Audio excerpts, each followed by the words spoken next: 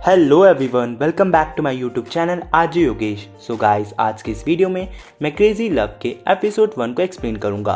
अगर आपने अभी तक मेरे चैनल को सब्सक्राइब नहीं किया है तो मेरे चैनल को सब्सक्राइब कर ले। वीडियो पसंद आए तो लाइक, कमेंट और शेयर करके मुझे सपोर्ट करें। तो चलिए स्टार्ट करते हैं। एपिसोड के स्टार्ट में हम कुछ लोगों की भीड़ को देखते हैं। इस भीड़ को देखकर ऐसा लगता है कि किसी फैन मीटिंग की है।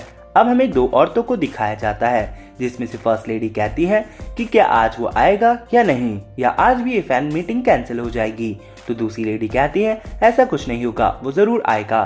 तभी एक आदमी वहां से जल्दी में गुजरता है, जिसकी वजह से फर्स्ट लेडी को धक्का लग जाता है। वो उसे कहती है जल्दी में कहाँ हो, आराम से जा सकते हो, पर वो बिना सुने ही वहां से जाने लगता है। वो लाइन तोड़कर आगे जाता है तो लोग कहते हैं तुम लाइन तोड़कर आगे क्यों जा रहे हो। तभी वो रुक जाता है और उनसे कहता है कि तुम मुझे लोग यहाँ पे मिलने तो आए हो ना।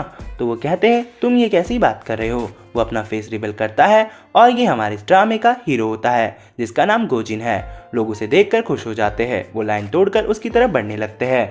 अब सीन शिफ्ट होता है, जहां हमें बताया जाता है कि गोजिन पूरे कोरिया का नंबर 1 और बेस्ट मैथ्स इंस्ट्रक्टर है और वो बहुत ही famous company court of education का सीईओ है। तभी हम एक गन शूटर को दिखाते हैं, जिसने अपना निशाना गोजिन के ऊपर ही रखा होता है। सीन शिफ्ट होता है और हमें हमारे ड्रामे की हीरोइन को दिखाते हैं, जिसका नाम ली शिनहाई है और ये गोजिन की पर्सनल सेक्रेटरी होती है। और वो काफ़ी जल्दी में होती है, तो वो भाग भाग कर अपना सारा काम कर रही होती है। वो भागते भागते फाइनली ऑफिस पहुंच जाती है, जहां अचानक से किसी के साथ उसकी टक्कर हो जाती है और उसके हाथों से सारा सामान नीचे गिर जाता है। वो उसे उठाती है और फिर उसका ध्यान वहां पे लगी गोजिन की फोटो पे जाता है और वो उसके ख्यालों में खो जाती है। थोड़ी देर बाद उसे होश आता है तो उसके पास से 5 मिनट होते हैं। गोजिन के कैबिन में पहुंचने से पहले उसे कैबिन में पहुंचना होगा। अब हम गोजिन को देखते हैं, जो कि ऑफिस पहुंच चुका होता है।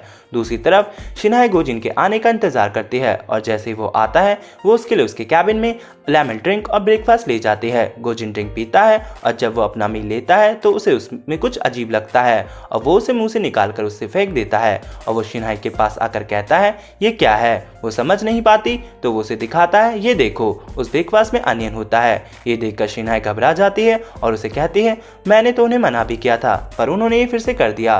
तो यहाँ पर गोजिन उससे सुनाता है तुम अपने काम ध्यान से नहीं करती हो और सैलरी तो पूरी ले लेती हो। अब हम गोजिन को उसके एक स्टाफ मेंबर मिस्टर कांग के साथ देखते हैं, जहाँ वो मिस्टर कांग के साथ बात करता है। वो मिस्टर कांग को कहता है कि तुम एक टीचर होकर जुआ वगैरह कैसे खेल सकते हो। मिस्टर कांग कहते हैं वो बस छुट्टियों में फ्री थे तो उन्होंने सोचा कि वो एक गेम खेले और ये उनकी बस एक छोटी सी हॉबी है। मिस्टर यहाँ पर गोजिन कहता है अच्छा तो कोई बात नहीं। मिस्टर कांग कहते हैं मुझे पता था सर, आप मुझे समझोगे। तभी गोजिन लीसिन को अंदर बुलाता है। लीसिन कहती है सर आपने मुझे बुलाया। तो गोजिन कहता है जो टेबल पे एनवेलप है वो मिस्टर कांग को दे दो। मिस्टर कांग ये समझ नहीं पाते ये क्या है, तो वो गोजिन से पूछते हैं। गोजिन कहता है इसे खोलो और इस पे साइन कर दो। मिस्टर कांग समझते हैं ये कोई लीगल एग्रीमेंट होगा, जिससे बस उनकी बात को खत्म कर रहे होंगे। तो यहाँ पर मिस्टर कांग खुशी खुशी साइन करने के लिए तैयार होते हैं और वो जैसे ही एग्रीमेंट खोलते हैं वो देखते हैं वो टर्मिनेशन एग्रीमेंट होता है। उनके होश उड़ जाते हैं।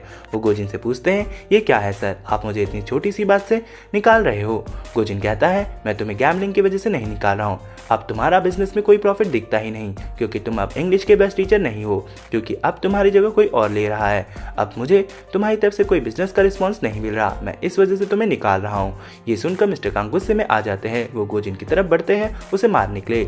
इतने में गोजिन अपनी सिक्योरिटी को बुलाकर उसे बाहर करवा देता है और तभी वहाँ पर लीसिन भी आती है। गोजिन में लीसिन से कहता है मेरे आने से पहले ये कैबिन साफ हो जाना चाहिए और ये कहकर वो वहाँ से चला जाता है। इसके बाद हम देखते हैं कोई बाहर ली सिन्हाई के टेबल पर गोजिन के लिए एक पार्सल रखकर चला जाता है। दूसरी तरफ गोजिन दूसरे स्टाफ मेंबर को कहता है कि अपनी परफॉर्मेंस अच्छी दो, वरना तुम सबको भी बाहर निकाल दिया जाएगा। हम देखते हैं कि ली सिन्हाई का काम खत्म हो जाता है। वो बाहर आती है, उस पार्सल को देखती है जो कि गोजिन के लिए होता है, तो वो उसे लेकर जाकर गोजिन के टेबल पर रख देती है। इतने में वहाँ पे गोजिन और उसका भाई ओहू आता है, जो कि हमारे इस ड्रामे का सेकंड मेन लीड है। जहाँ हम देखते हैं गोजिन और ओहू आपस में बात करते हैं, जहाँ ओहू कहता है कि मिस्टर कांग का मैटर मैं देख लूंगा। तो गोजिन कहता है जो तुम्हें ठीक लगे। फिर उससे पूछता है कि आज शाम को डिनर साथ में करते हैं। तो जिस पे वो कहता है नहीं मेरा कुछ और प्लान्स है। ये सुनकर गोजिन कहता है अच्छा तो ठीक है, तो तुम अब जाओ। उसके जाने के बाद गोजिन कहता है क्या इसे मेरा बर्थडे भी याद नहीं, ये कैसा भाई है मेरा। और वो गुस्से होकर बाहर जाने ही लगता है कि तभी ओहू और लीसी केक लेकर उसके सामने बर्थडे सॉन्ग गाते हुए आते हैं। ये देखकर वो खुश हो जाता है। फिर हम देखते हैं वो केक कट करता है। इसके बाद ओहू उसे बोलता है क्या तुम मिस्टर कांग को एक चांस और नहीं दे सकते हो। तो गोजिन कहता है तुम मेरे भाई हो और मुझे तुम पर यकीन है, पर मैं मिस्टर कांग को और चांस नहीं दूंगा। फिर वो अपनी टेबल पर जाकर उस पार्सल को खोलता है जो उसके लिए आया होता है, और जैसे ही वो उसे खोलता है तो उसमें किसी ने एक मरा हुआ चूहा भेजा होता है। ये देखकर उसके होश उड़ जाते हैं। तभी ओहू पूछता है कि क्या हुआ। तो गोजिन जल्दी से पार्सल बंद कर देता है और कहता है कुछ नहीं। फिर वो ओहू कहता है ठीक है और उसे दोबारा विश करके वहाँ से चला जाता है। उसके जाने के बाद गोजिन अपने सीक्रेट रूम में जाता है, जहाँ हम देखते हैं उसे ऐसे पार्सल पहली बार नहीं मिल रहे होते हैं। ये उसे डेथ नोट वाले पार्सल बहुत टाइम से मिल रहे होते हैं। दूसरी तरफ हम ली सिन्हाई को देखते हैं जो कि सबके लिए उनका ब्रेकफास्ट ले जाती है। तभी एक मेंबर कहती है ये मेरा सैंडविच नहीं है और उसे काफ़ी खरी खोटी सुनाती है। ली सिन सैड हो जाती है और अपनी टेबल पर आ जाती है। वो टैबलेट लेती है और कैलेंडर की तरफ देखती है। अब हमें एक फ्लैशबैक सीन दिखाया जाता है जहाँ पर उसकी जगह पहले बहुत सी लड़कियों ने काम किया था, लेकिन सबके सब सीओ के बर्ताव की वजह से भाग कर चली गई थी और उन्होंने जॉब छोड़ दी थी। अब सीन प्रेजेंट में आता है जहाँ वो कहती है सब भाग गई पर मैं नहीं भागी और मैं आज यहाँ काम करते करते मुझे 1 साल हो गया, और वो काफ़ी ज़्यादा खुश होती है। अब हमें वही लड़कियाँ दिखाई जाती है जो कि सीओ के बर्ताव की वजह से काम छोड़कर भाग गई थी। वो सब सीओ के लिए एक डेथ नोट बनाती है और उसको डिलीवर कर देती है। नेक्स्ट डे हम गोजिन को एक मीटिंग में देखते हैं जहाँ पर वो कुछ अनाउंस कर रहा होता है और कहता है मैं आप सबको अपनी प्रेजेंटेशन दिखाता हूँ, लेकिन वो प्रेजेंटेशन ऑन नहीं होती। तभी वहाँ पर उसकी एक एम्प्लॉय आकर बताती है ली सिन ने वो फाइल अभी तक नहीं दी है। ये सुनकर गोजिन को काफ़ी ज़्यादा गुस्सा आता है।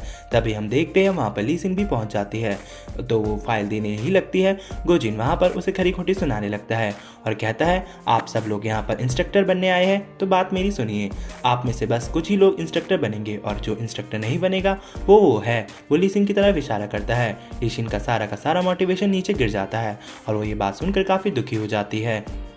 अब हम ली सिन्हाई को देखते हैं जो ऑफिस में देर रात तक काम कर रही होती है। तभी वो सोचती है क्या वो जॉब को क्विट कर दे। तभी उसे ओहू की बात याद आती है कि अपने सपनों को पूरा करने के लिए मेहनत करनी पड़ती है, तो वो कहती है वो ऐसा नहीं करेगी। तभी उसे हॉस्पिटल से मैसेज आता है। उसे नेक्स्ट डे की 9 बजे की अपॉइंटमेंट मिली होती है। अब वो नेक्स्ट डे हॉस्पिटल जाती है और अपना सिटी स्कैन करवाती है और सिटी स्कैन करवाने के बाद ऑफिस आ जाती है। वो जल्दी जल्दी अपना सारा काम निपटा देती है। तभी क्लीनर उसे बताती है कि आज की मीटिंग यहाँ नहीं कहीं और है और यहाँ की मीटिंग कैंसिल हो गई। ये सुनकर ली सिन्हाई को काफ़ी गुस्सा आता है। तभी उसे डॉक्टर का फ़ोन आता है। डॉक्टर कहते हैं जल्दी हॉस्पिटल आओ।